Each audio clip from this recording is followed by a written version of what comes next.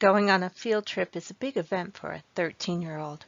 We were assigned our groups. My group entered the museum all hopped up on preteen freedom and fueled by the Pepsis that we chugged on the bus. Laughing loudly as only a gaggle of 13-year-olds can, we walked up to the top floor where there were totem poles at the entrance of the Indian section. The placard said, "Haida," and I stopped in my tracks. I had known I was Haida since I was in 4th grade. I had searched the libraries for books on the Haida people. There were none. I looked in encyclopedias and only saw a half page of information there. There were pictures of small children with dark hair and eyes. Sometimes I found these pictures comforting, and sometimes they brought me more questions than answers. They were always painful reminders that I did not know who I was. But this museum had an entire section on my people, the Haida. This museum had a whole section on me. I looked at each artifact, studied each picture closely. Were those people there related to me, I wondered? Did we have the same eyes? I knew very little of my Haida heritage. I'm Haida from my father's side. He was not a part of my life growing up, so I had no information from him on what being Haida meant. On my mother's side, I'm a descendant from the Mayflower. The libraries had plenty of information about the Pilgrims. It is as if I am a metaphor for America herself, focused on the parts that honor the white heritage's triumphs, but ignorant of the whole truth of our nation's people. That ignorance is perpetuated by the TV. As a child, I basked in the glow of its truth and wisdom at every opportunity. When I asked it about my heritage, it showed me stock characters. There was Tonto, who somehow repented his savage ways and followed his leader, the Lone Ranger, like a faithful disciple should. Then there was the warrior, always painted, with a very angry face, riding bareback on those beautiful horses. Though they were most dangerous with their tomahawks, but fortunately the good guys, the cowboys, had guns.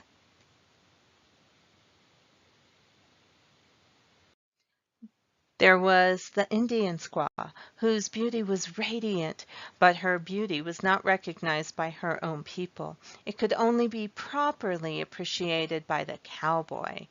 She was the only option available for me, a girl. Even the great prophets, Walt Disney and the Warner Brothers, had contributed to these myths. The images were shown for years. The boys played cowboys and the Indians always died. It was understood. Yet the pictures I saw of the Haida did not show war paint, or teepees, or those cute little leather dresses. It was as if they weren't native at all. Apparently not all Indians live on the plains and eat buffalo and ride horses bareback. We are a people of the islands, of the water. We catch fish and otters. We have wooden houses with roofs made of bark and community longhouses. We carve our canoes and totem poles and boxes and decorate them elaborately to remind us of our history and our wisdom. Years later, when I found my father and he told me more about the people, our people, I officially registered with the tribe, and now I have my tribal card. With the internet, I'm able to learn more about the folk tales and the customs and the history. But I also see my people spoken about as if we are already extinct. Websites for children speak about our crafts, but talk about us as if we are past tense. The Haida were a seafaring people. The Haida tribe lived off the produce of the Pacific Ocean. As if we are Neanderthals, so primitive that humanity has outgrown us. As I study the history, our history, it does seem that the prevailing culture, the culture which dominated all other humans, felt the need to make our culture extinct. The Haida had lived on the Pacific coast for 17,000 years, before the time of Abraham, before the time of King Tut.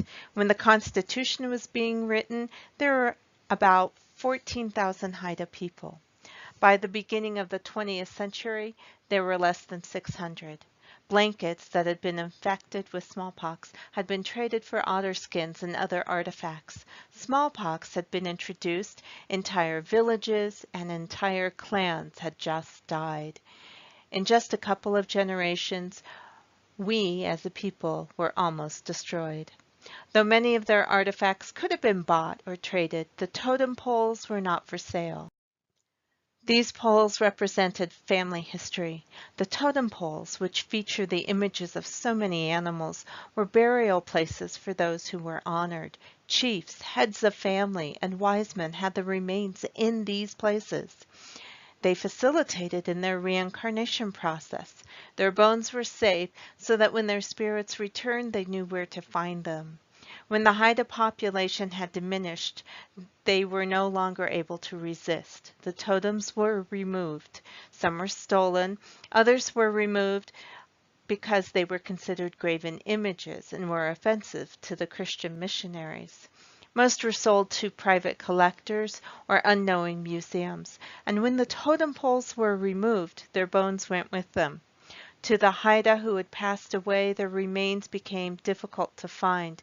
Their spirits wandered around aimlessly. It was at this time my ancestor, and I do not know her name, was adopted by a white family. This is a copy of a picture of her in a very beautiful dress. She wore glasses. It was her college graduation picture. Other young people from her time were not so lucky. Many were sent to Carlisle Indian Industrial School in Pennsylvania. The headmaster there, Richard Henry Pratt, believed that the assimilation of the Indian was the only way to save them. Kill the Indian in him and save the man, Pratt professed. Assimilation through total immersion. His method of assimilation included stripping any native pieces of clothing from the children, cutting their hair to match their European contemporaries, and corporal punishment for speaking their native language. Young people who reported any infractions of these rules were rewarded. Pratt worked tirelessly to eliminate any trace of Indian culture from his students in his school. The Haida have a very strong image that is used in justice. If someone is convicted of a truly evil crime, they are decapitated. Their spirit is released and it roams the earth looking for its body again. A man who was a student at Carlisle School came back and told of how he felt his head had been separated from his body and that his spirit was lost. "I do not know who I am," he said. This may be a fitting metaphor for our entire tribe. "How do you find your spirit?" the student asked an elder. He said, "If you sit very still, your spirit will find you." There is hope.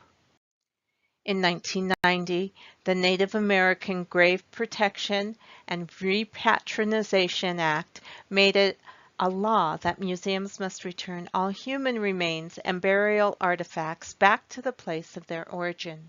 Slowly, the totems with our ancestors within were returned. In May of 2011, a totem pole was raised, the first one in 200 years. Our numbers are growing. Many are claiming our heritage. Our language is now being recorded, and it's being taught to the children in local schools. Our folk tales are being told. Even movies are being made in the Haida language. Life is returning to our people. In my search, I've heard many who echo the same words. The student from Carlisle School said, "I do not know who I am." My father struggled. His father died when he was young. My sister, and I have not met her, she struggled too. Our father was not a part of her life either. There are many who have told their stories on the internet. They are finding their heritage, who they are, and for the first time as adults. Still, I look into their eyes to see if they look like me. Perhaps those people in those videos are my cousins. I am learning that I am the spirit. I and so many of my cousins have been scattered like small lights that illuminated the sky at night, but we are the spirit. And though I am not in the Haida Gwaii physically, I am part of that spirit. I have found where my body is. It is not just in the place where my ancestors lived, it is in the people who have outlived the attempted cultural genocide. I did not know who I was, but now I do.